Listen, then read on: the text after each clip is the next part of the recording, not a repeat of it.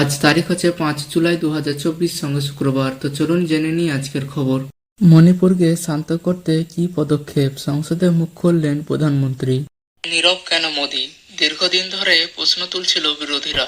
অবশেষে উত্তর পূর্বের রাজ্যটির পরিস্থিতি নিয়ে সংসদে মুখ খুললেন প্রধানমন্ত্রী। তিনি জানালেন, মণিপুরে শান্তি ফেরাতে সরকার সচেষ্ট। সংশ্লিষ্ট সব পক্ষের সঙ্গে আলোচনা করে ইতিমধ্যেই সে রাজ্যে শান্তি ফেরানোর প্রক্রিয়া শুরু হয়েছে। বুধবার রাজ্যসভায় রাষ্ট্রপতির জবাবি ভাষণে প্রধানমন্ত্রী বললেন, সরকার মণিপুরের পরিস্থিতি স্বাভাবিক করতে সব রকম চেষ্টা চালাচ্ছে। এ পর্যন্ত 11,000-এর বেশি এফআইআর দায়ের হয়েছে, প্রায় 500 মানুষকে গ্রেপ্তার করা হয়েছে। হিংসার ঘটনা প্রতিনিয়ত কমছে।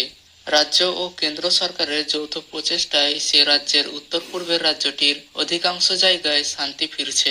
স্কুল, কলেজ, অফিসও খুলে গিয়েছে। মণিপুরের হিংসার নেপথ্যে উস্কানিদাতাদের সতর্ক করার পাশাপাশি কংগ্রেসকেও এদিন নিশানা করেছেন প্রধানমন্ত্রী। তিনি বলেন, রাজ্য ও কেন্দ্র সরকার সব পক্ষের সঙ্গে আলোচনা করছে। স্বরাষ্ট্রমন্ত্রী নিজে মণিপুরে বেশ কয়েক সপ্তাহ ছিলেন। সে রাজ্যের বন্যা পরিস্থিতির মোকাবিলা করতে সরকার সব রকম সাহায্য করছে। যারা এই হিংসায় মত দিচ্ছে তাদের সতর্ক করে দিতে চাই, না হলে মণিপুরের মানুষও আপনাদের প্রত্যাখ্যান করবে। কংগ্রেসও কিন্তু মণিপুরে 10 বার রাষ্ট্রপতি শাসন জারি করেছিল। গত 14 মাস ধরেই অগ্নিগর্ভ উত্তর পূর্বের রাজ্যটি সদ্য যে লোকসভা নির্বাচন হয়েছে তাতে এত কড়া নিরাপত্তার ব্যবস্থা সত্ত্বেও হিংসা এড়ানো যায়নি।